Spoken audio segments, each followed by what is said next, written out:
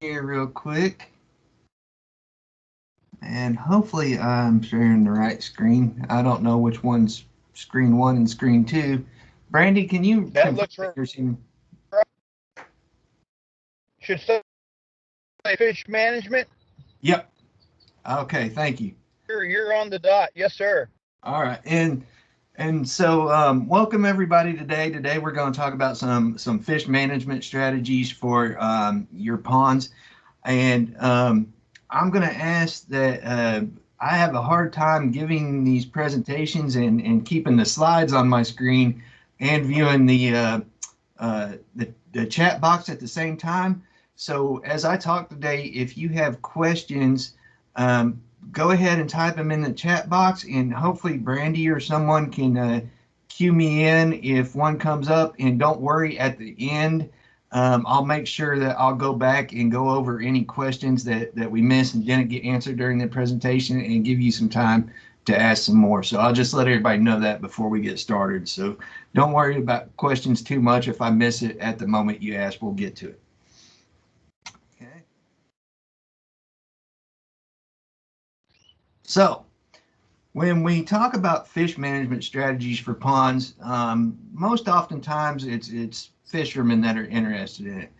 And most people that are fishermen and have their own pond, they're interested in growing big fish or lots of fish in their pond.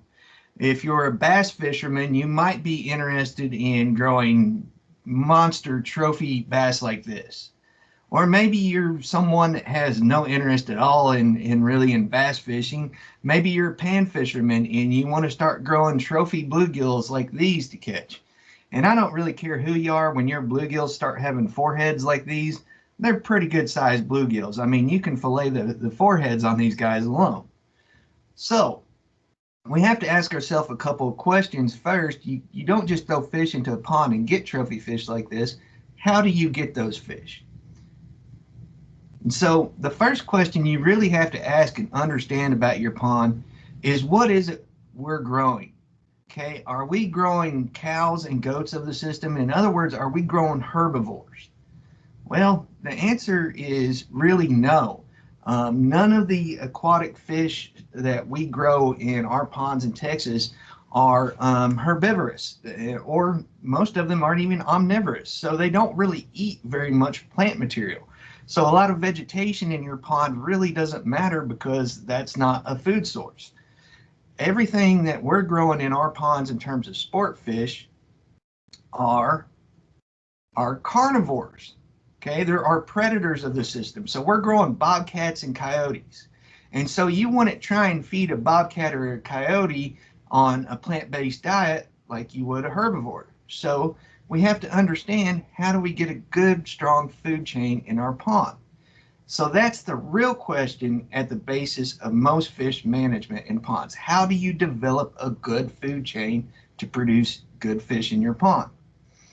Well, like all terrestrial food chains, the food chain in the aquatic system also starts with plants. And I know what you're thinking. You just said, well, none of our fish eat plants. Well, that's true, but food chains start with plants because they capture energy from sunlight and they start the food chain. Now, in a pond environment, the food chain doesn't really start with leaves on trees or blades of grass. The plant that it starts with is this little drop of water that has 20 or so individual little single-celled algae in it. Those are called phytoplankton.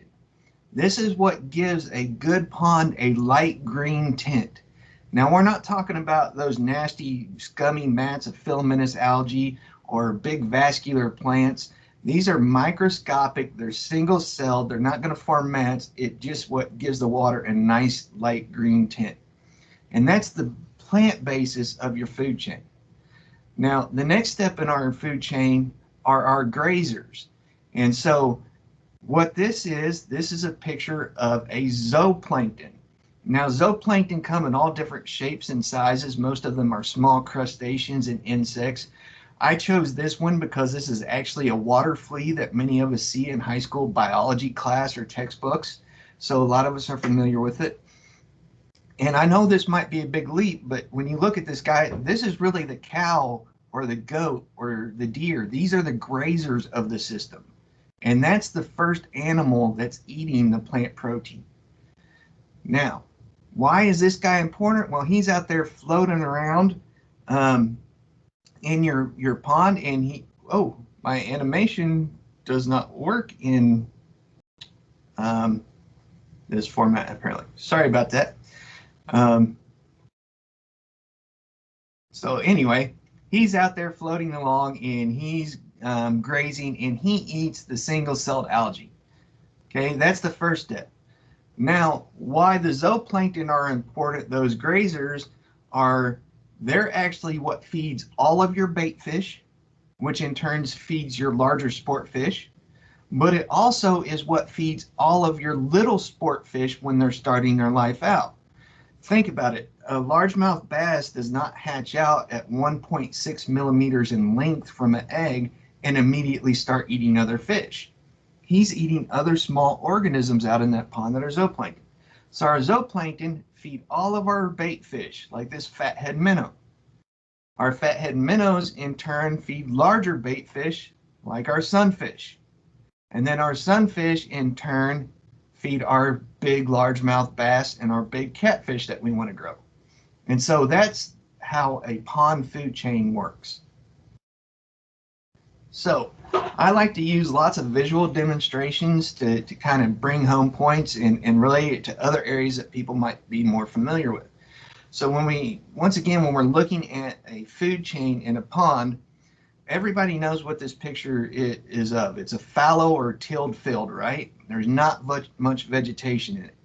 Well, that's the equivalent of clear water. A lot of people want really clear water where they can see 12 feet down into their pond. They can see their fish swimming around. Well, that's not productive water. That's not good for the fish. You're not growing good fish. Okay? If you look at this fallow or tilled field, how many cows could you graze on that? Not very many, right? Or maybe one very, very skinny cow, but you're not going to get too many good cheeseburgers or T-bones off of it, right? So now look at this field. This field is the equivalent of green water. There's a lot more of that base vegetation for the grazers out there, so it's going to create a lot more food for your predatory fish out in the pond. And so when you look at this nice lush green field, you can grow a lot more cattle on that, right? And in turn, it's going to feed a lot more people, which are basically cow predators. So this is how we want to visualize our ponds. We want a nice light green color. Typically, you should be able to see about 18 to 24 inches down into the water before the green washes out your visibility. So how do we get that nice green color in our pond? Well, some ponds are naturally fertile. A lot of these are older ponds that have been around for a long time, so nutrients have accumulated in them from the watershed over time. Some of them are ponds that have either agriculture around them that is fertilized, so they get some fertilizer from that area. You might have livestock in them that defecate around the water, so they fertilize a pond. But there's a lot of ponds that, especially newer ponds, that are not that fertile. So how do you increase the fertility and get that green water? Well, it's the same as you would do for a crop on land. You would fertilize. And so now we're talking about fertilizing our ponds. And so unlike terrestrial plants where nitrogen is the most limiting, in the aquatic environment, phosphorus is the most limiting. So we're really looking for that middle number on our fertilizer bag in the NPK. The phosphorus is the middle number on your fertilizer. And so what we look for in good pond fertilizers we're looking for liquid and granular fertilizers that have at least 20 to 36% phosphorus. Higher phosphorus is even better. When we're talking about powdered formulations, we're typically looking at 50 to 60% phosphorus in our powdered formulations. So, how much phosphorus does your pond normally need? Well, the answer to that is I can't tell you. you actually need to have a water quality test done to determine how much free phosphorus is available in your individual pond. But I see literally hundreds of water reports from ponds around the state each year, and I can tell you that on average, most Texas ponds need between 5 and 8 pounds of phosphorus per surface acre in the springtime. Okay, we generally start fertilizing when water temperatures are between 60 and 65 degrees in the spring. Now, that initial 5 to 8 pounds of phosphorus in the spring will typically last between 1 and 3 months, depending on the fertility and other water quality factors in your pond. And so once your water begins to clear some, you're going to want to reapply your fertilizer. And you usually have to do this 2 to 3 times a year. And so after your initial application rate, each subsequent reapplication, you apply half of what your initial rate was. So in the spring, if it takes you 6 pounds of phosphorus to get a nice good green bloom or color going in your pond, each of your follow-up fertilizations should then be about 3 pounds of phosphorus per acre. Now, talking about what do we need in terms of fertilizer, and I'm going to back up just one step here before I bring that up. Over on the right, you're going to see just 2 examples that I've pulled off the internet here. These are both very good pond fertilizers that are formulated specifically for pond and fisheries management. They're very good. There's nothing wrong with them. When we look here at this middle number, we have really high phosphorus. So this one's 48%. This one's 52%. We have relatively low nitrogen, but you do want a little bit of nitrogen, especially for new ponds. And there's nothing wrong with these, other than they are actually made specifically for ponds. And once you add pond, the word pond or fisheries to any label, we see it happen with fish food, fertilizers, all kinds of things. That means the manufacturer automatically usually charges 4 to 6 times more for that same thing that you could be getting for a lower cost if it didn't say it was specifically for ponds. And so, well, like I said, these are great fertilizers. You might be paying $30 to $50 for a 25-pound bag of this.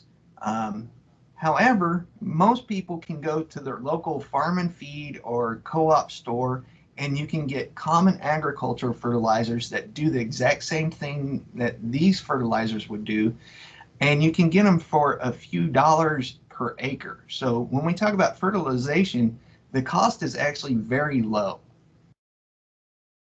What are some of these fertilizers? Well, when we're looking at liquid fertilizers that you might find at your local feed store, ammoniated polyphosphate or orthophosphate are very good. So ammoniated polyphosphate, we're going to be looking at 32 to 34% phosphorus. Orthophosphate, we're going to be looking at 37%. And the great thing about these, they're a liquid formulation, so there's no dissolving. You don't have to worry about it sinking to the bottom. You can pour them straight into your pond and they're going to go to work. Other good ones that you might find locally in granular are diammonium phosphate or triple superphosphate. This is a very common one.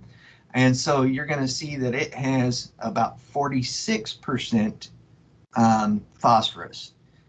And so that's a really good one. The issue with granular fertilizers, though, is most people don't realize you have to dissolve them in water first before applying them to the pond, or you need to put a platform out in your pond, a wooden platform that's just below the surface of the water, and put it in there and allow it to dissolve over time. Or oftentimes people put it in like a burlap bag or pantyhose and put a T-post out in their pond and just hang the bag of fertilizer so it's just below the water level. Why is this important? Well, that phytoplankton that we're trying to create and feed is all up in the upper 24 inches of the water column. Why? It's because it needs sunlight to grow, and that's where the sunlight is. So if we take a granular fertilizer and throw it into our pond, it's going to immediately sink to the bottom before it releases the nutrient. And those nutrients can be locked up in the sediment or locked up in vascular plants and essentially wasted before they could ever get to the phytoplankton to help them grow. So we either dissolve it first or find a way to apply it that keeps it up in the water column. Now, the last kind of thing I'm going to talk about in terms of a fertilizer is cottonseed meal. Everything that we've been talking about up to this point is what are called inorganic fertilizers. And so most of these are man-synthesized. We create them from other compounds. And when we apply them to water, that means you get a large dose of nutrient that is all immediately available all at once. And so what you generally tend to see is this explosion of phytoplankton called a bloom, where the water gets really green really fast because the phytoplankton basically enters exponential growth. Well, it's going to grow and grow and grow until at some point it's going to run out or use up all of that nutrient that you applied.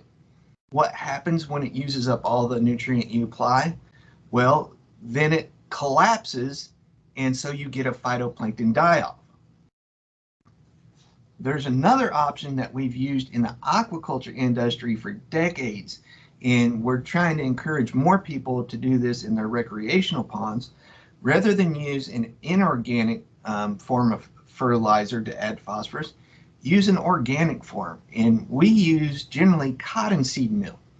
Cottonseed meal is good because it's a plant product.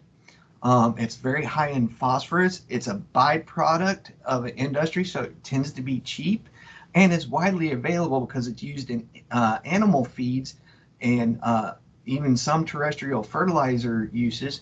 So you can find it at most generalist fertilizer or farm stores. Now, how organic fertilizers work, because it's based on plant matter or plant material, it has to be broken down by bacteria. And so as that bacteria decompose it, it slowly releases the nutrient or the phosphorus in that organic matter over time. So you get a slow, more gradual, more sustained release of the nutrient, which more slowly builds your phytoplankton population, but continues to provide nutrient for a longer period, so you don't get those big spikes and crashes in it. And so it's just a better way to deliver nutrients. Now, oftentimes people will combine the two. They'll add a little bit of inorganic to get that quick boost in the spring, and then they'll add the remainder in their cottonseed meal or some other organic fertilizer to get a longer sustained bloom. Now, to get our ponds going in the spring, you're typically going to need to apply cottonseed meal at 150 to 250 pounds per acre. Applying cottonseed is very easy because we don't just toss it into the pond. That would be very similar to tossing granules of fertilizer in the pond that sink to the bottom where the nutrient's unavailable before it can reach the phytoplankton.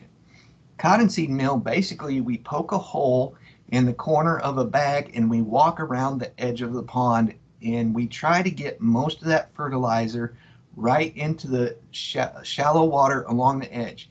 And it's even okay if not all of it gets into the water, even if some of it ends up on your pond bank. Well, that's just future fertilizer that's going to wash down slowly with rains and over time, and it's going to continue that slow release.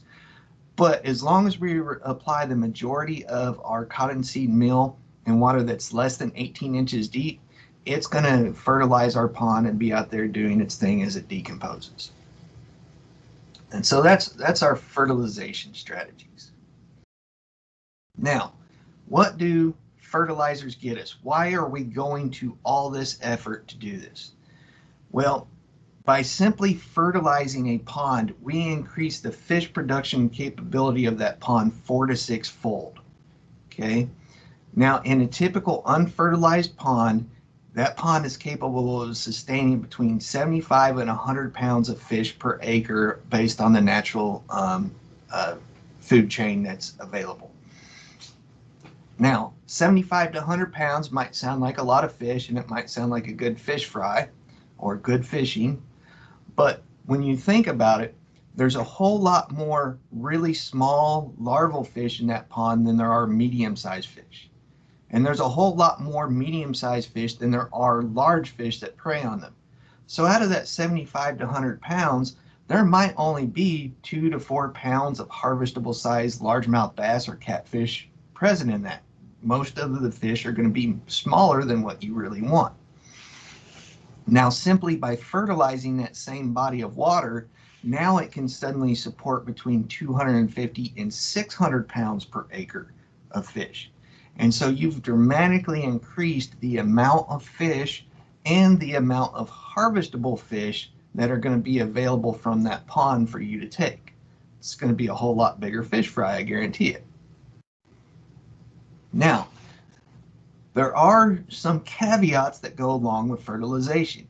The first is if you already have those nasty algae mats in your pond, or you have a lot of rooted vegetation such as cattails or some merged weeds present, do not fertilize if you already have established vegetation.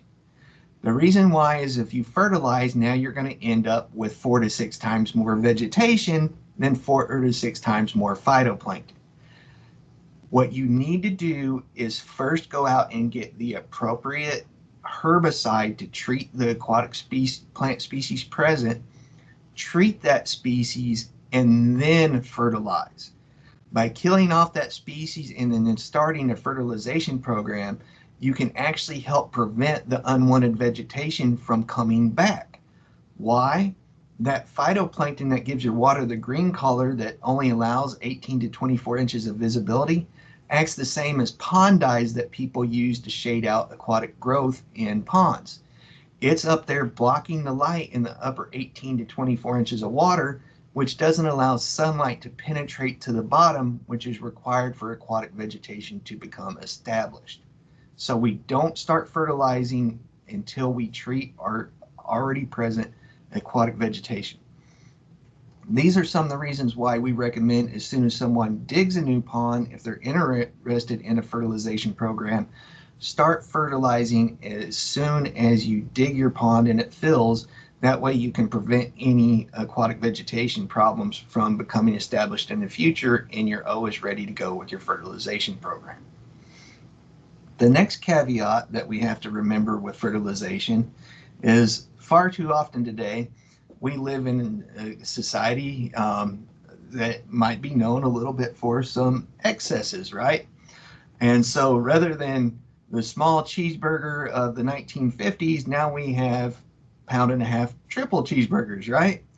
So a lot of times people think, well, if a little bit is good, then a whole lot more must be better, right? Well, not in the case of fertilizer. We want to apply the appropriate amount, because if you over-fertilize, what happens is you get this massive amount of phytoplankton growth that can actually, what happens is there's so much biomass out in your pond being generated that people don't realize that it can actually cause fish kills. What happens is everybody realizes this microscopic algae is a plant and photosynthesizes, so during the daytime it's producing oxygen when there's sunlight, right? But they don't think about what happens at night. When the sun goes down, it no longer photosynthesizes, no longer producing oxygen, but because it is living tissue, it still must respire or breathe all night, so it consumes oxygen. If you get too much phytoplankton, you can actually cause a crash of the oxygen in the pond and cause a fish kill. So we don't want to over fertilize. We want to make sure we're applying the appropriate amount. Now, what I just said oftentimes scares people, because they're like, well, I don't want to mess up my pond and over fertilize. And so we're going to tell you now how to determine the right amount of fertilization and the right amount of phytoplankton in your pond. And if you're worried, you do what I do and what I recommend. If you think your pond typically needs 6 pounds in the spring of phosphorus to get that bloom started, add 2 pounds. Wait 2 weeks, see what bloom develops. You need more, add 2 more pounds. Wait 2 weeks, see what develops, and then add your final 2 pounds. Don't just go dump 6 pounds at once. It's okay to add it slowly and gradually over time. Now, if you want to determine if your fertilization is correct or if you need to refertilize in a few months after you applied your initial, we use this fancy scientific instrument called a Secchi disc, which is just this little black and white disc, to measure what's called a Secchi depth. Okay? And so a Secchi depth, what we do is we lower this little disc down in the water until, and honestly, the black portion really has nothing to do with it. It's just there for contrast. What we need is the white portion.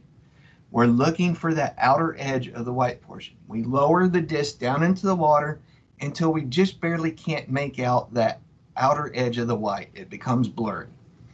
Then we raise it up slowly until we can just barely make out the edge of that white. And then that's why we have this one attached to a yardstick. Oftentimes people just attach them to a string and then pinch the string and measure it. But what we're doing is when it just becomes into view and it's clear, we measure how deep that is. We're looking for a water clarity, which is what we're measuring with the Secchi disc, of 18 to 24 inches. That means you have a good bloom and no fertilization is needed.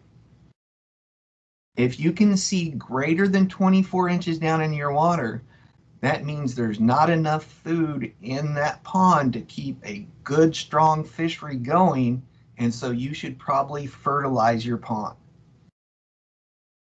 If you only have 12 to 15 inches of visibility, well, that means your phytoplankton is too dense, and you might be over-fertilized a little bit, or your pond's already extremely fertile. Do not fertilize. If you have less than 12 inches of visibility, that's when we start to worry that you could potentially have a crash in the oxygen in that pond.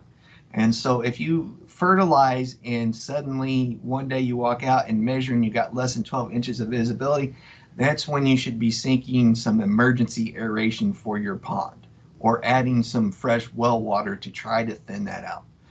Now, like I said, that's rare for it to happen that way.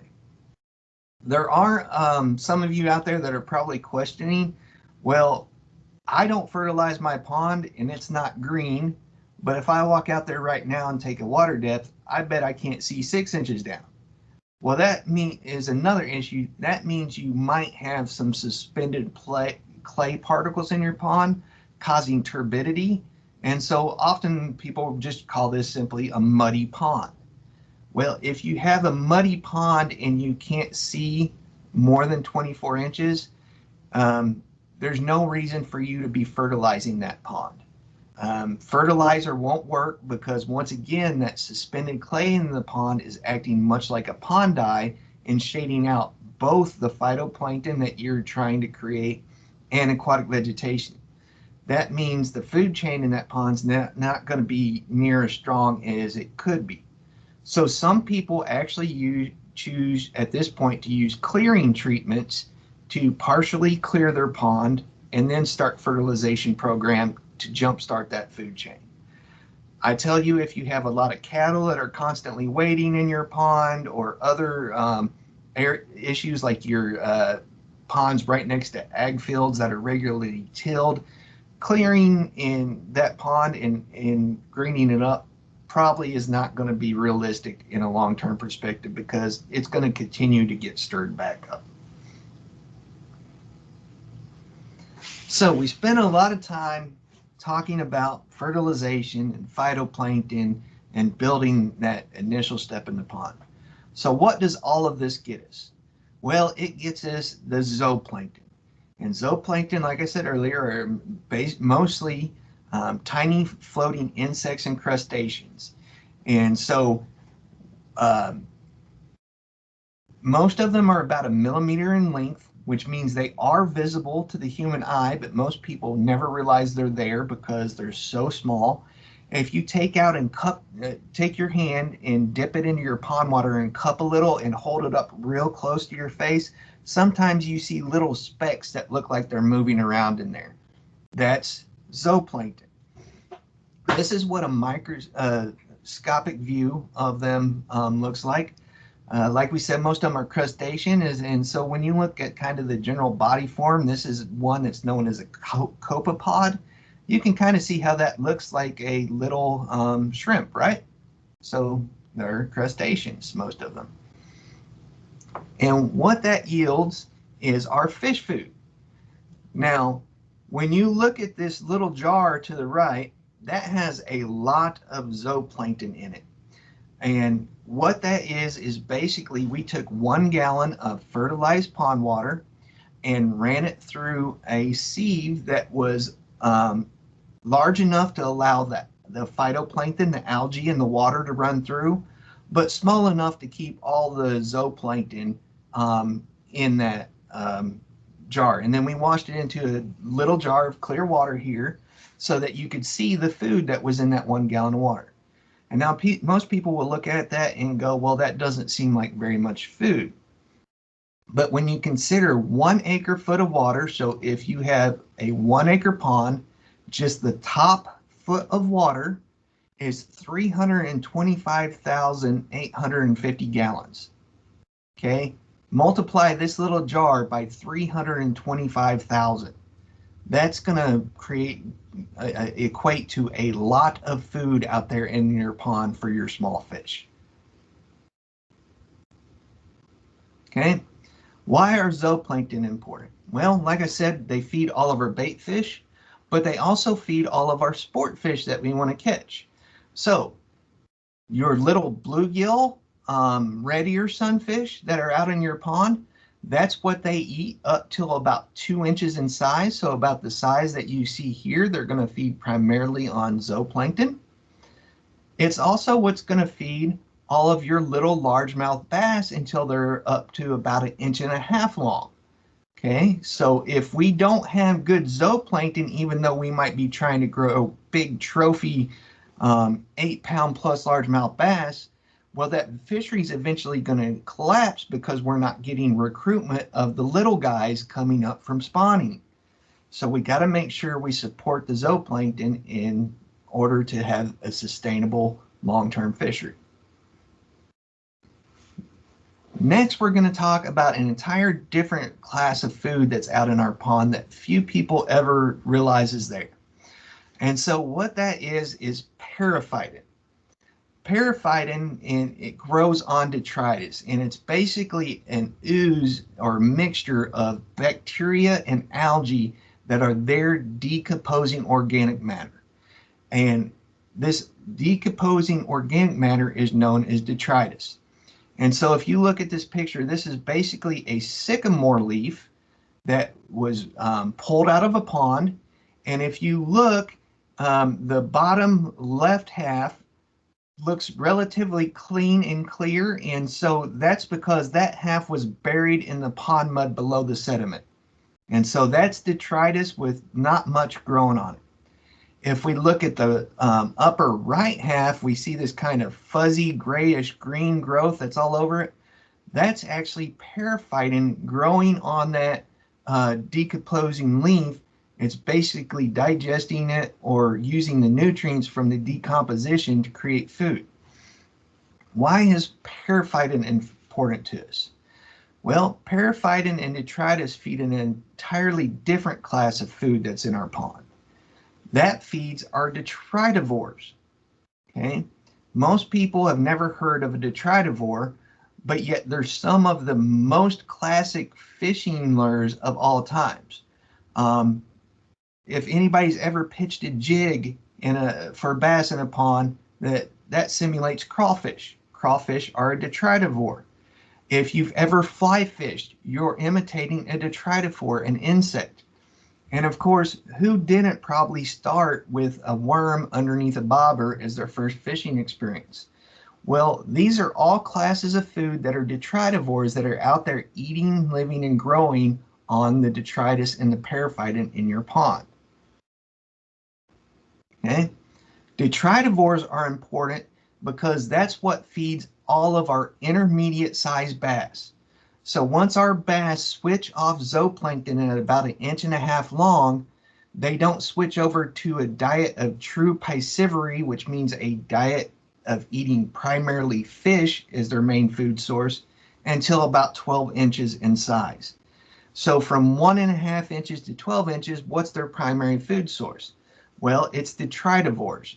It's going to be those crawfish, those insects, those worms that are out there. And so if we don't have those detritivores, once again, our connection to those big 8-pound fish is broken, because we might have our little 1.5 inch or smaller bass. We might have our big bass, but eventually that fishery will collapse because the middle fish are not getting enough food to eat and they're missing. Detritivores are also important because that's what feeds all of our sunfish for the rest of their lives.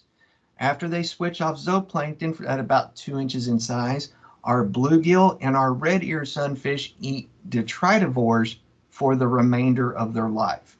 Bluegill eat primarily aquatic insects as adults, and red ear eat primarily snails and mollusks the rest of their adult life. And so both of those are detritivores feeding on periphyton and decomposing detritus. Whoops. So now that we've been through this long explanation of the food chain, let's take a look at what it takes to grow 1 pound of largemouth bass. And so in order to grow 1 pound of largemouth bass, it requires 10 pounds of bluegill. In order to get that 10 pounds of bluegill, it takes 100 pounds of zooplankton, worms, insects, and crustaceans.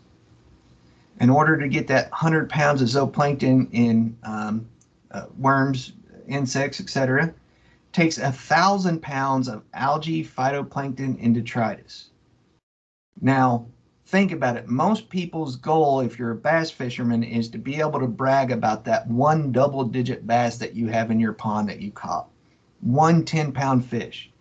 So in other words, to grow that one 10-pound fish, it's going to take 1,000 pounds of zooplankton, worms, and insects, or 10,000 pounds of algae, phytoplankton, and detritus. Now think about your pond. Do you have that much food in your pond?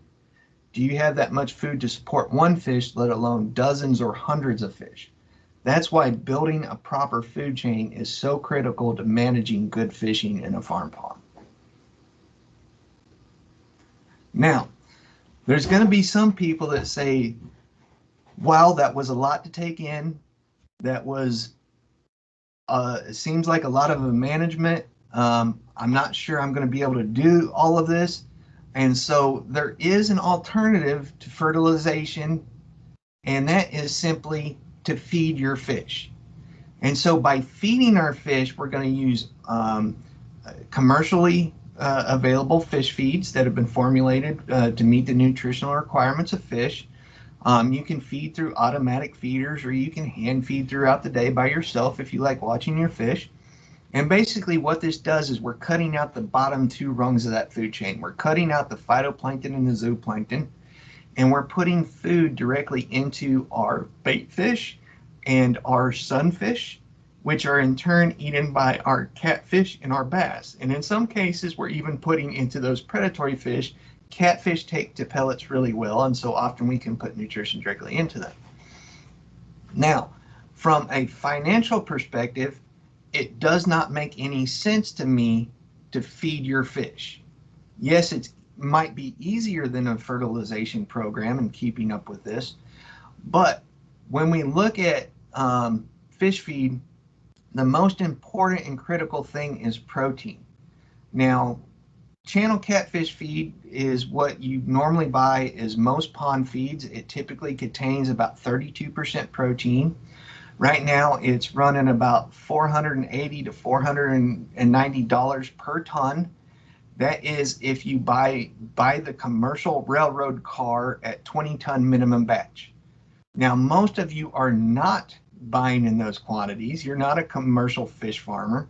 What you're doing is you're buying a 40 or 50 pound bag of feed at your local co-op, or maybe 4 or 5 bags at a time, but you're probably paying $18 to $22 a bag for that same 32% protein commercial diet. Now, When we compare that to just a few dollars in phosphorus fertilizer applied to that pond and how much phytoplankton and protein it generates, there's a large disparity in the amount of commercial fish feed you have to pay for and feed to get the same amount of protein. It actually takes about 6.5 tons of 32% channel catfish feed to get the equivalent of what you could get for a few dollars of fertilization in your pond. And so we're talking about thousands and thousands and thousands of dollars difference in cost to get equivalent input into your pond. Now, most people are not willing to put in that expense, but there are a lot of people that say, well, okay, what if I do some fertilization? Can I still feed my fish? Yes, there's absolutely nothing wrong with that. Some people like to feed their fish because they know what concentrates their fish in that area to catch.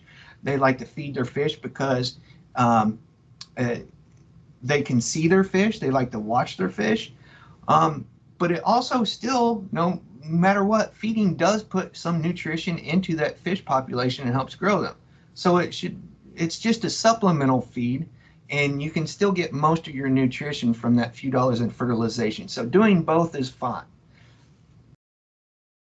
Now, while we're talking about fish feed, let's just real quickly talk about what you need in terms of a fish diet if you are going to feed your fish. Buy what you need, not what looks good, okay? And so the reason why I say that is if we look at these two bags over on the right, Aquamax, Game Fish Chow, there's nothing wrong with these diets. These are they're actually very high quality pond diets. They're good for your fish. The issue is fishermen tend to be a gullible breed. And let's compare this to fishing lures. Fishing lures are not designed to catch fish. They're designed to catch fishermen. No largemouth bass has ever jumped out of a pond, walked into a largemouth or into a Bass Pro Shops, slapped $5 on the counter and go and give me one of them spinner baits. Okay. Fishing lures are designed to catch the eye of fishermen because once the tackle or lure manufacturer has your money, they don't really care if it ever catches a fish. They've already got your money. Yes, they want some repeat business, but they're designed to catch fishermen. Manufacturers have figured out by putting them in fancy packages, using fancy slogans, using celebrity endorsements, we can get fishermen that are gullible to buy more of these because they look good, they're pretty, or so-and-so says they're going to catch me more fish. Well, fish feed manufacturers have figured out the same thing, and so they use some of these fancy gimmicks like the Aquamax bag. It's hard to show in a picture on a slide, but it's actually got some foil behind it so it looks holographic. So when you walk by it, it actually looks like the fish are moving or swimming in the water. So it catches the eye. Game Fish Chow, it uses this slogan, growth and vigor. Do you know what it means for your fish to be vigorous? I mean, I'm not really certain what that means, but it sounds good. So it sounds like a good slogan to put on there. It catches your eye. But here we have a plain white plastic bag with 3 cents of ink rolled over the top of it. And yes, that's just ink rolling. This is a commercial catfish or aquaculture diet. When we flip over these bags, we look and see that all of them meet the basic nutritional requirements for fish in your pond. The difference is I might be paying $40 or $50 a bag for a 40-pound bag of these two diets with fancy slogans, fancy bags, fancy packaging, when I might be paying only $18 or even less for a good old-fashioned, non-fancy, non-gimmick aquaculture diet. So what you really need to do is roll over the bags and look at their nutrition and figure out how much money you're spending on each type of nutrition in that diet. It's also important to remember that when we're feeding the fish in our pond, we're just feeding supplemental feeds. In other words, that means Unlike a cattle feedlot where the animal has no access to other food, you have to feed a nutritionally complete diet that contains everything that animal needs to live and grow, or it's going to die. Well, in a pond, there's supplemental feeds, because if you stop feeding that fish, is it going to stop eating? No, it's going to still get most of its nutrition from the pond. You're just giving some supplemental nutrition. So if we're doing a supplemental nutrition, what's most important? What are we looking for in feeds?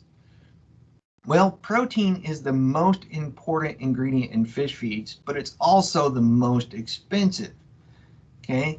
When we look at fish don't have a big skeleton, right? They don't have lots of fat. They don't store lots of fat. That's one of the things that makes fish really good and healthy for your heart, right? They're a low fat protein. So when we look at what a fish is composed of, it's basically a swimming tube of muscle. What is muscle made of? It's made of protein. So protein is going to be the most important thing in your diet that you can put into your fish. Now, some diets are going to have super high protein, 42, 46, even 50% protein. That's great. But do most of our pond species that are going to actually consume the food need that much protein? The answer is no. And so what we're going to look for in a general pond feed diet, we're typically looking for a 1/8 inch floating channel catfish feed. Okay, that's kind of the standard that's carried in most places. That's all the nutrition that we typically need. Now, when we look at what is in a 1/8 inch floating channel catfish feed, we see that it only has 28 to 32% protein. Can I spend a lot more money to get a high protein diet like 42, 45%? Yes, I can.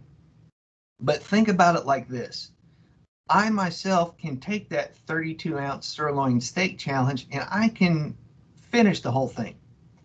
Does that mean that my body is able to assimilate and effectively build all of that protein into muscle from that 1 meal in one sitting? No, absolutely not. Most of it, that protein is going to be burned as energy, or even worse, wasted out the back end in form of waste. We don't want to waste protein, the most important thing. So don't feed too much protein to your fish if they don't need it. A 28 to 32% protein diet is going to meet most of their nutritional requirements, because remember, they're getting supplemental protein from other foods in that pond. Now, that same channel catfish diet that's got around 28 to 32% protein, I guarantee when you look at the label, it's going to have between 4 and 7% lipid. That's good, because that's all that most of our warm water pond species need in their diet. Now, you can buy diets that have higher 10, 12, 16, even 20+% lipid, but once again, you're paying for wasted nutrient. If we lived up north, or perhaps in the Midwest, where you can grow some cool and cold water species like rainbow trout in your pond, cold and cool water species do have higher lipid requirements because of membrane fluidity during cold temperatures. But our warm water species in the southern environment simply don't have that high of a lipid requirement. So paying for more than 4 to 7% is, again, wasting money. Finally, the last thing you want to do is make sure to only feed what your fish can eat in about a 15-minute period. Okay, fish feed is designed to be water stable and remain floating for about 15 minutes. And so after that period, okay, so let me back up. Fish feed is made using steam extrusion. It's the same process that we use to make your Cocoa Puffs or many other common breakfast cereals. What happens when your Cocoa Puffs are in a bowl and you add milk? Well, they float. That extrusion process makes them puff and adds little air pockets in them that allow them to float. What happens if you let your Cocoa Puffs set for 15 minutes in milk and then you come back to them? Well, they've blown up, they've gotten mushy, they start to fall apart, and they sink. So if your fish aren't consuming and cleaning up all that fish feed in about 15 minutes, there's a good chance that you're losing nutrition and therefore money as that fish feed's beginning to sink and fall apart to the pond. So don't feed more than what your fish can eat in about 15 minutes. So how do we assess some of these things that are going on in our pond to formulate good management strategies? Well, we encourage everyone to seine their ponds once in a while.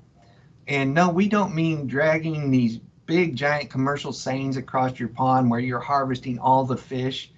Um, we're not expecting you to be a commercial fish farmer. What we're looking for is you to buy a little 10-foot minnow seine like this that you can get from Academy or Bass Pro Shops or Walmart or several other places, and occasionally seine the shallow areas of the ponds. As you can see, these individuals are only up about mid-calf. They're seining the shallows. And what we're doing is, it's important to do this in late spring, early summer. We're looking for good reproduction in those ponds. We're making sure that all of the species that we've stocked have new little guys coming up for the next year. We also want you, or I'm sorry, we also want you to fish your pond regularly and keep good records. Fishing your pond, you catch the larger individuals and you get a good idea of what's going on with the adults. Seining is important because you don't catch those little guys during fishing, and so you get this is your opportunity to make sure that they're there. So what can seining tell us? Well, we're looking for young of the year bass to make sure that we're not having reproduction issues, we're having good recruitment, and that we're going to have a predator to control the bait fish population so it doesn't get out of hand. We're also looking for good bluegill reproduction, but in bluegill reproduction, we're not just looking for numbers, we're looking to make sure that we've got lots of spawns throughout the summer, and so we should have various sizes of bluegill all in that sample. And the reason why we want various sizes is because each size of predator out there, from your littlest bass to your biggest, your smallest catfish to your biggest, it's got to have the appropriate size food to eat. Remember, these guys can't take bites, they can't chew their food, so they can only eat what fits in their mouth. So we got to make sure there's a good variability and a wide range in the sizes of fish that are present there to feed all your fish. What are some problems that can be found seining and even while fishing? It's not just seining. Well, one of the issues is when we're not finding any young of the year largemouth bass or fingerlings. That means that you could have water quality issues. It means that you could have a recruitment problem and that you don't have enough spawning adults. It could mean that you don't have enough food to support those young of the year largemouth bass, so you've got an issue that you need to correct perhaps through fertilization or feeding. You could have numerous largemouth bass of the same small size.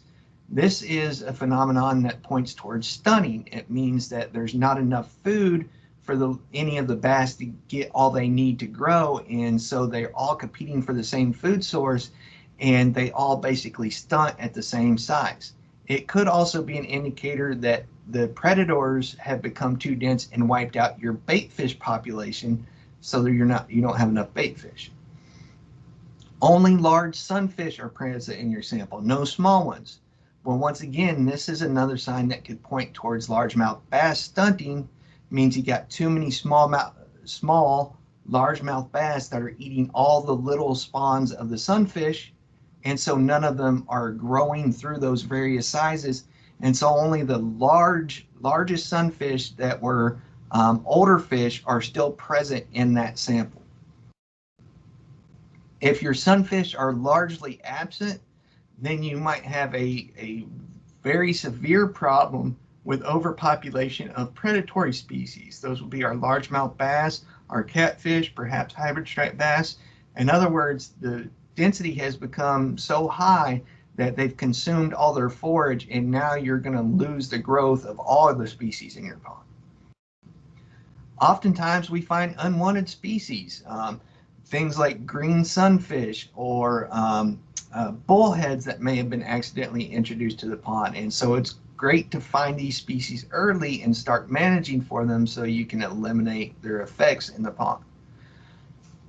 Oftentimes we'll find that there are many small catfish present, which means that you may have too many, might have too many large catfish in your pond, and B, that you've got too much spawning going on in that pond so that the catfish may be consuming all your forage base. Then, of course, we already kind of talked about this, but big thing that you can often determine is if you have the adequate or oftentimes inadequate prey size for all the different various sizes of your predatory fish. Remember, like I said, fish can't chew their food. The prey size must match the mouth size. And so here is a good distribution of what bass should look like in a pond. And here is a good distribution of what their forage should look like. Now, if we look at the two bluegill up above, it's great if we got a pond full of those if you're a great pan fisherman, but if you're a bass or a cat fisherman, well, what do your little bass and catfish that are this size, the guy down at the bottom, eat? They can't eat these bluegill because they're too large. That means they don't have food if you're not finding these smaller ones. At the same time, you can have a pond absolutely loaded with these two smaller sizes of bluegill down here at the bottom, and that's great for your small guys. But what does this big guy eat? Basically, he's going to burn more energy chasing down and trying to catch those little fish than he's going to get from it. It's basically like me walking 2 miles to pick up a popcorn kernel. I'm going to burn more energy trying to get that food than what I'm going to gain from the food, and therefore I'm going to lose weight and not grow. Now, if you make that a 2-pound T-bone, well, if I walk 2 miles, I'm probably still going to obtain more energy from that T-bone steak than what I expended to get it, so therefore I'm going to put on weight and have some growth. So we got to make sure that we're matching all the sizes. This was a comment that my predecessor made to me one time, and it's always stuck with me. Bass do not choose to be anorexic. There's no such thing as a self-esteem issue in largemouth bass. None of them wake up in the morning, look in the mirror, and go, God, my belly is big today. I need to work out. Okay? They are gluttons. They will eat till they literally throw up forage and then continue to eat again if enough forage is present. So our bass should always look like little round footballs with a tail attached to them. Kind of picture that body shape is what you want most of the bass in your population to look like. Big bellies. So when we talk about bass condition, here are some things that we can note that are issues in a pond. And so the first one that we're going to talk about is an enlarged eye and tail. I think most people viewing this realize that the fish on the bottom is larger than the fish on the top. However, when you look at the eye size, the fish on the top has a larger eye diameter than the fish on the bottom. That means the top fish has an enlarged eye, a very large eye for its body size. That is a sign of stunting. On the other hand, we look at tail size. Once again, the fish on top, when we look at it, its tail might be a little enlarged, but overall it looks relatively proportional and correctly sized for its body. However, if we look at the fish on the bottom, this must be the Michael Phelps of fish, because that tail belongs on a 3-pound largemouth bass. It's giant, but it's only on a fish that's less than half a pound. So that's an enlarged tail. Once again, signs of stunting. Other things we look at is the general body shape. We have a skinny, long, tube-shaped body. Remember, bass shouldn't look like that. They should be football-shaped. Okay? All these are signs that point towards you have stunted bass. That means you've got too many small bass, not enough forage. You need to start harvesting as many of those small bass as possible to rebalance that population. And perhaps you might need to stock some adult size forage fish such as bluegill in order to get that forage base back in line. Okay, so now we're moving on to our fish management strategies. You've got fish in your pond. How do you manage that fishery to improve your fishing? And so The great thing about all of these strategies is fishing is key to the management. In other words, we get to tell our significant other that, sorry, honey, I have to go to work. I have to go do some management as I'm picking up the pole and walking out the door. You got to fish your ponds and, importantly, harvest fish in order for any of these management strategies to work. So the first one that we're going to cover today is the maximum fish production strategy. Okay, and this is just to produce the most amount of pounds per acre harvestable from your pond that you can. And so for this strategy, you do not remove any bass for the first or second year after the initial stocking. Reason for that is simple. We can't remove them before they grow large enough to be able to spawn for the first time to replace themselves. If we start harvesting them before they get a chance to spawn, you won't get new year classes. So by the start of the third year, you've got some bass large enough to spawn and replace their numbers. And so now we start in on our harvest management. At the start of the third year, you're going to start removing smaller and skinnier bass from the population. These fish tend to be the bass that are 8 to 15 inches in length. And so for an unfertilized pond, we typically need to remove 10 pounds per acre per year. And so a lot of people say, well, that's easy. I'll just go pull 10 1-pound bass from my 1 acre pond. Well, it doesn't work like that. Those are not the fish you need to be removing. We need to be thinning out the younger, smaller bass so that there's unlimited resources left for the fish of the same size, so they grow larger and they grow faster. So what we're really talking about on average is we're really looking for an average of about 10-inch fish. A healthy 10-inch largemouth bass in Texas doesn't even weigh a half pound. It only weighs 0.48 pounds. So what that means, harvesting 10 pounds of bass per acre per year, you could be looking at harvesting anywhere from 25 to 40 small bass per acre per year. Now, if we're fertilizing our pond, remember it's more productive, we're supporting more fish. Now we need to start harvesting more bass. And so we're looking at harvesting 25 or more, depending on your management, pounds per acre a year if you're fertilizing. And so once again, that equates to 75 to 125 small bass per acre per year.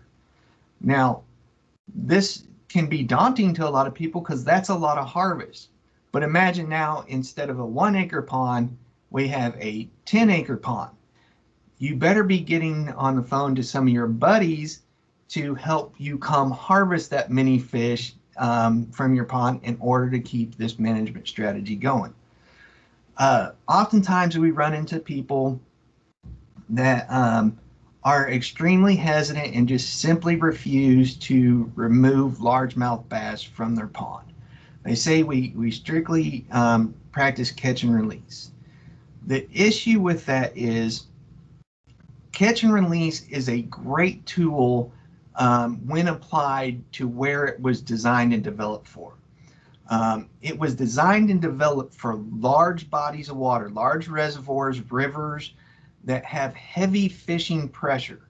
And because back in the day that they had such heavy fishing pressure and such large amounts of angling or hook-related mortality, some of those populations began to collapse. And that's why catch and release was really instituted. And we pounded that into fishermen's heads for decades. And so it became ingrained in people. However, catch and release is never really applied to small impoundments, because unless you and 15 of your buddies are hosting a bass tournament 3 nights a week on your local pond, 40 weeks a year, your pond probably is not receiving enough angling related mortality for catch and release to apply.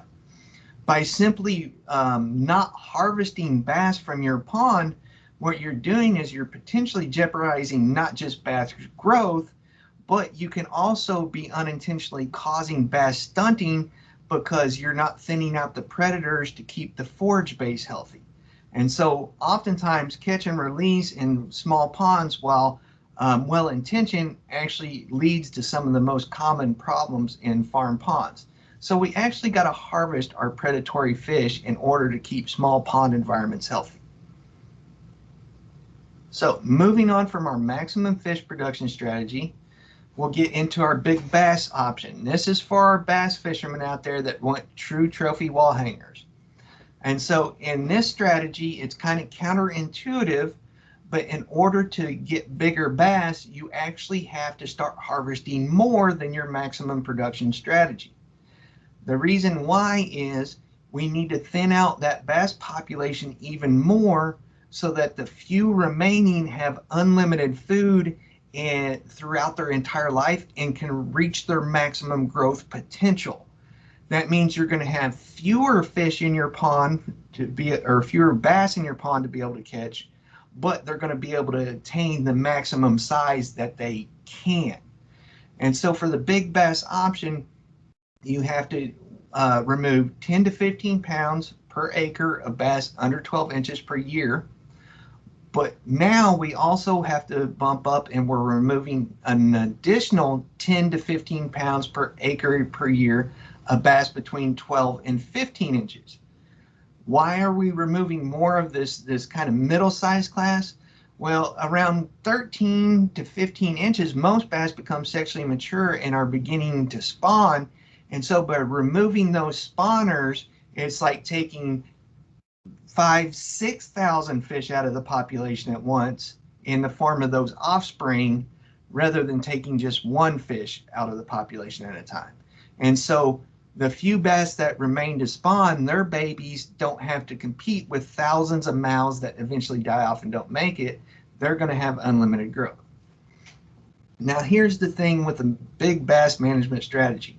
In order to have those true trophy bass, we have to give them enough time in their lifespan to be able to grow to their maximum potential to actually obtain that size. And so what that means is once a fish reaches 15 inches, it's safe. So it basically ran through the harvest gauntlet that you're putting down by harvesting the 30 pounds of bass under 15 inches each year. And a few of those fish you won't catch. Those ones that make it through to larger than 15 inches, now they're safe and they cannot be harvested until they reach trophy potential. What that means is you can remove one bass larger than 24 inches per acre per year. So true wall hanger size fish. But you have to give it at least 7 to 8 years in your pond, which about 8 years is the maximum lifespan for a largemouth bass in southern waters. So you got to give it its whole life to get to that true largest size. Okay, now after 7 or 8 years, some ponds aren't productive. But remember, you've been fishing it and measuring these fish for these last 7 or 8 years. And after 7 to 8 years, you realize, well, my bass just doesn't have the potential to produce a 24-inch fish. After 7 to 8 years, if 23, maybe 22 inches is the largest bass that you've ever been able to catch out of that pond, it's okay to slide that one trophy fish harvest size down. Might set it at 22 inches per acre, or 122-inch bass per acre per year, but you got to give them at least 8 years before you make that change so that they can grow. Now, real briefly, because I'm running long, I tend to talk too much. When we talk about largemouth bass management strategies, it's important when we initially stock our pond to stock with the correct genetics. And so when we talk about largemouth bass genetics, you want to stock 100% Florida largemouth bass. There's two species of largemouth bass, Florida largemouth bass and the northern largemouth bass. Florida largemouth bass are native to Florida and parts of southeast Georgia. The northern largemouth bass is the species that's native everywhere else in the U.S., including throughout a large portion of Texas.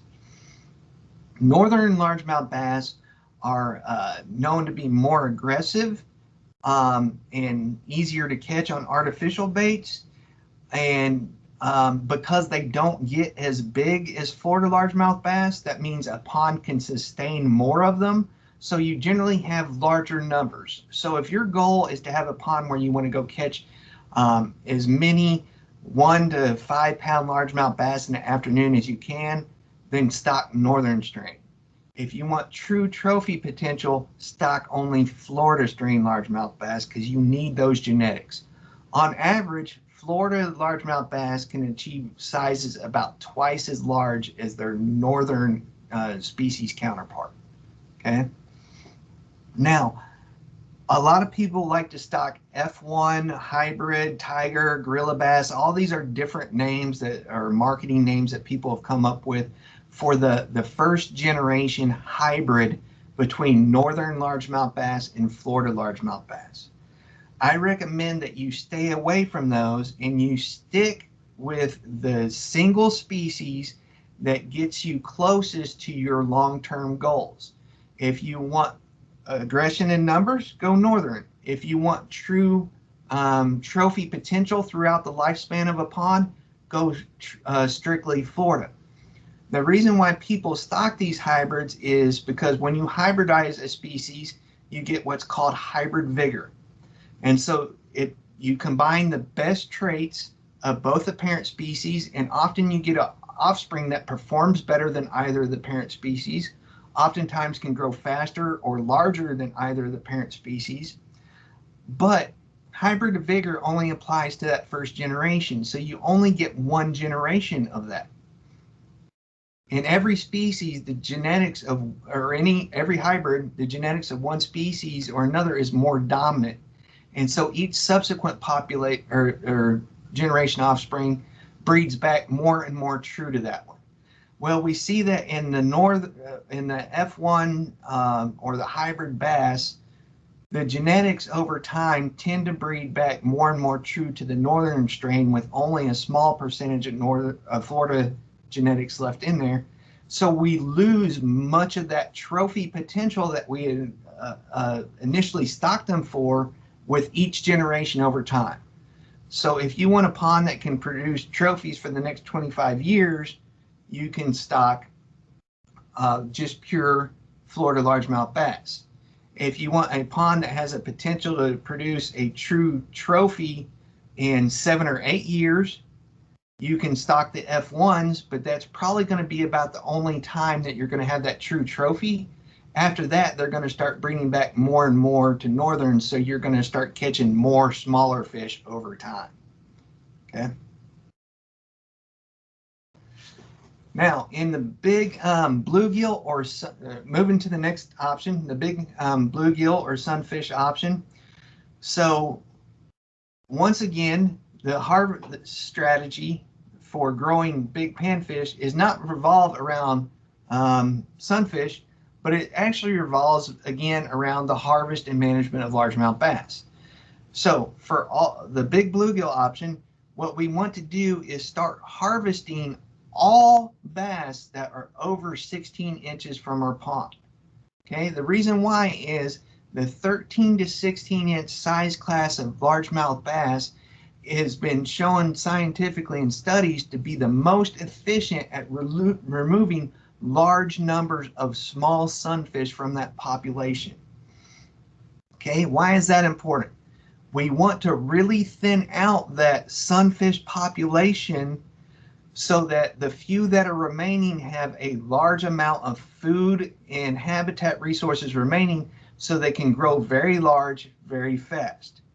That's good because by harvesting all our bass over 16 inches, once a bluegill or a reddy or sunfish gets to about 6 inches, suddenly it becomes safe. That's about the largest size sunfish a 13 to 16 inch bass is going to be able to eat. And so now it no longer has to fear predation. So it's not going to burn energy trying to constantly escape or hide from predators. It's going to be able to search for food, obtain food a lot easier. It's got a lot more food resources available because they're keeping the small fish thinned out. But also now it's opened up new environments where it can hunt. Small bluegill typically have to stay close to structure and cover in shallow water in order to avoid being eaten. But now once you get larger than 6 inches, it opens up that open pond environment where they can go start hunting for those aquatic insects. And so now more food becomes available. And so by managing your largemouth bass, you're actually managing your bluegill, and you can get those true trophy-sized panfish with proper management of your bass. Once again, how do we know our management strategy is working? Well, it's really on you. You need to start keeping records of your catch. Just keep a clipboard, and when you catch fish, write down the species, what size it was, and whether you kept or released it. And so by doing those 3 simple things over time, you get a very good snapshot of that population, but you can also very easily go back and reconstruct the population growth and average size over time to see if your population trend is moving in the direction you want. So just keeping a simple clipboard and 3 numbers every time you catch a fish is going to go a long way to improving your fishing in your pond. I'm going to jump ahead here just because we're running out of time. We're going to talk briefly about crappie. A lot of people want crappie. We do not recommend crappie in anything less than 20 acres. The reason why, crappie easily over reproduce in small impoundments. And once they do, you get stunting not only in crappie, but in all your sport fish. And so often you may get 8, 9, 10 years of good crappie fishing, but eventually the moon phase, the water level, and the temperature in the spring are all going to line up right to get a really good crappie spawn. Once that happens, they're so prolific that they produce so many offspring, the bass and other predators in the pond can't thin out the population appropriately. And so it starts to snowball from there. Because there's more of them and the bass and predators couldn't thin them out, that means the next cycle there's even more of them to spawn. And so now we've got even more that the bass and predators can't thin out. Over time, what happens is those very, very large fish, the older fish in your population that were giving you good fishing, are either all harvested or begin to die off due to old age, and you suddenly stop catching crappie. The reason why is the whole pond is filled full of 2 to 3 inch crappie that are too small for you to catch, and they've been consuming all the food resources in the pond, and no fish can get enough food resources to grow, and so you end up with all stunted fish. A good example is this pond. In that exact scenario, had great crappie fishing. Over the period of a year or two, it seemed like the crappie collapsed. They wanted to know what was going on. They went out and shocked it. A dollar bill is about 6 inches in size, and you see all these crappie laid out here. Well, all of these crappie that are laid out in this photo, they're about 4 inches in size, were 3 years old, and they were sexually mature and able to spawn. Okay, so it's just over reproduction. Too many mouths, not enough food. If you are going to stock crappie in your pond, and it's your pond, we're just trying to help you with management. We're not telling you can't do anything with your pond or your property. If you do choose to do it, use black crappie only. Black crappie are a better choice because they have a slightly lower reproductive rate than white crappie. Honestly, it's not by much. But white crappie, we just really don't have a scenario in which we can keep their reproduction under control. Now, if you choose to go black crappie, we really absolutely not in anything less than 1 acre. We really prefer a minimum of 3 acres if you're going to try crappie. Like I said, the actual recommendation is 20 acres. So remember, 3 acres is a lot of give. Now, here's the kicker. You have to choose good crappie or good bass fishing. You don't get both in a good crappie pond. The reason why is we manage crappie much as we do the large sunfish option. We have to kind of create an intentionally stunted bass population full of those smaller sized bass that are very effective at removing large numbers of small crappie. And so in order to do that, we have to, after stocking, immediately, I'm getting ahead of myself. I'll come back to that. So in an established pond with a balanced bass bluegill population, first of all, if it's already established and it's got a good balanced population, we really prefer you didn't stock crappie, but if you do, you only need to stock 15 adult black crappie per acre. That's it. That's more than enough fish to reproduce and fill that pond. The reason why we have to stock adults is because if you already have an established bass bluegill population, the bass are most likely going to eat a lot of your small stalker fish. A common stalker crappie is only around 2 to 4 inches. That's going to be a good sized snack for the bass. So we got to go with adult crappie, things that are too big for them to eat. We stock 15 per acre. Then what we do is we immediately start to catch and remove any bass in that pond over 15 inches. Once again, we're creating that stunted population of hungry small bass in order to keep the crappie population thinned out. Okay. Now, the last slide here, or I'm sorry, I got 2 slides here. I often get asked what is the best structure or fish attracting things to add to my body of water. The only 2 things that I recommend are wood and rock. Remember to stick with that rule. Wood is great because it is a natural plant material, which means that it slowly is broken down by bacteria over time and produces periphyton. Periphyton means food, which attracts small bait fish, which in turn attracts larger sport fish, the fish you want to catch. So it's great from that perspective. Wood, if underwater, can also remain intact for long periods of time. General rule is the larger the diameter the wood starts as, the longer the period of time it's going to remain. A Christmas tree in a bucket of concrete or tied to a cinder block is a very good structure, especially clustered in groups of 4 to 6 throughout your pond. Remember, the small branches, because they're small, are going to be the first to disappear, and you might get 3 to 5 years out of those. The larger branches might stick around for 10 years, but your main stems and trunks might actually be there for 15 plus years. So that's a good long period for wood to be there. Wood has great fish attracting qualities as well as the food qualities. The next thing is wood or rock. Rock or boulders.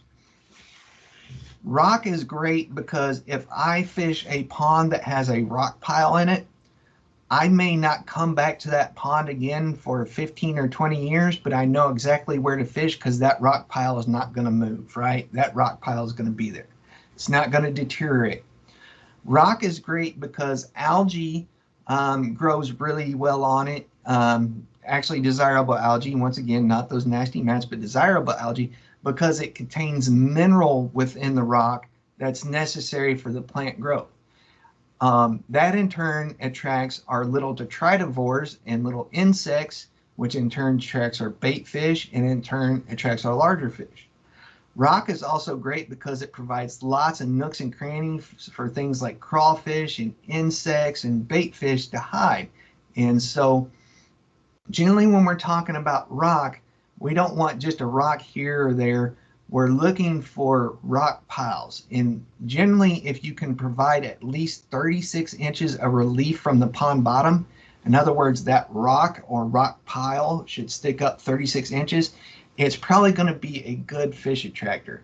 And so oftentimes people will bundle them in these round cages to get that higher profile.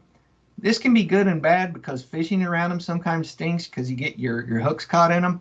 But it's an easier way to form those structures that provide relief off the bottom without having to buy so much rock. Large boulders can be used as a good relief. Of course, they can go up really quickly in a straight column without having to buy a bunch of rock, but they lack those nooks and crannies that a lot of stuff likes to hide in. It still doesn't matter. Both are very good. They're long lasting. They help provide a food source. and it's going to attract fish. So wood and rock are what I'm going to recommend. I've seen people throw everything from tire structures to PVC structures to refrigerators, old cars, rolls of barbed wire fence. I've seen about everything used in a pond as a fish attractor. I don't like metals because they're sharp, they rust away, they can cause hazards. Tires, PVC structures are all made from petrochemicals that do eventually break down over time and release those chemicals to the water that can end up in your fish and other organisms. Not good if you're going to be eating fish from that pond. That's why I really am a strong believer in sticking with natural products, wood and rock, which are really great fish attractors.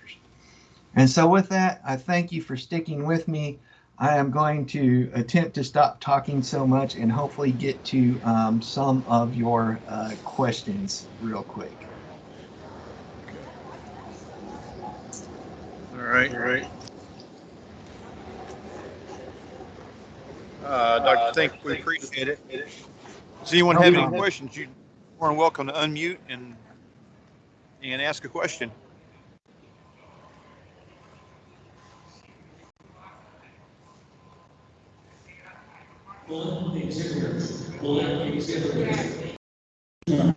Dr. Singh, can you hear me? Yes, I can. Okay. I'm trying to read through the chat. I got a question here. It says, Dr. Sink, I'm assuming broken concrete falls into rock category. Yeah, sometimes we do use broken concrete. The issue with broken concrete is when you get it, oftentimes it has the rebar that was reinforcing it sticking out, which can cause some safety issues as well as some fishing frustration. So I like to say go through with a grinder and make sure to cut your metal rebar off first before putting it out. Cinder blocks, old cinder blocks are often also used. The only thing is with cinder blocks, I recommend that they be crushed and broken first. And I don't mean crushed to like a fine powder or anything, just broken, because the hole opening in them actually make great spawning sites for channel catfish because they're cavity spawners. And you can actually get over reproduction by adding too many cinder blocks to your pond. So we like to break them first so it lays more in a pile and you don't have that open structure. Okay, that was actually my question. Thank you for doing that. For answering that. Does anybody got anything else? Sorry for the background noise. I'm at the stock show. You're fine. We understand how it goes.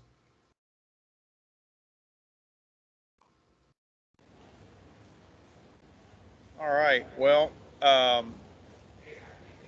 again, if anyone has any questions or you think about after the program, you're more than welcome to email myself or Brandy.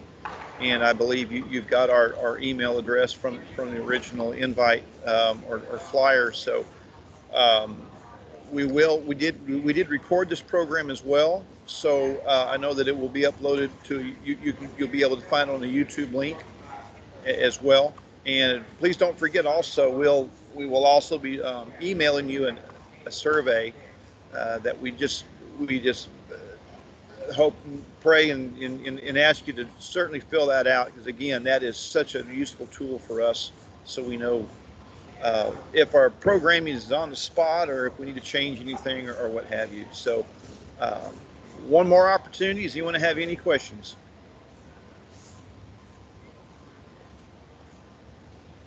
Okay, that'll work. Dr. Sink, thanks again for your time. We so much appreciate it. Looking forward to other programs down the road as well. All righty. Sounds good. Thank you for having me. You bet. Have a great afternoon, sir. You too. Bye-bye. All right. Thanks again to everybody. God bless you and have a great afternoon and a wonderful spring break. And we'll see you down the road.